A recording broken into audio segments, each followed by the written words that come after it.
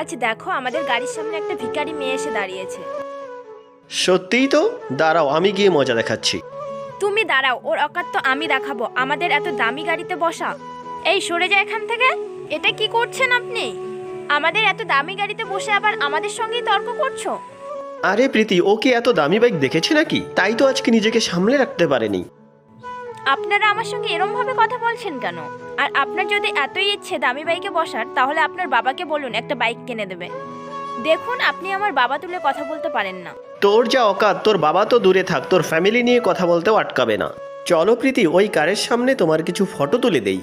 আর একদম বসবে না এই বাইকের মধ্যে। তোমার এত বড় সাহস, তুমি আমাকে ধাক্কা মারো? ভিখারি কোথাকার। হ্যাঁ, এটা আমার গাড়ি আর আমি একজন আইপিএস অফিসার। আর হ্যাঁ, মানুষের ড্রেস দেখে মানুষকে কখনো বিচার করতে যাবেন না। বন্ধুরা, ভিডিওটি ভালো লাগলে একটি লাইক দিয়ে চ্যানেলটি সাবস্ক্রাইব করে দেবেন।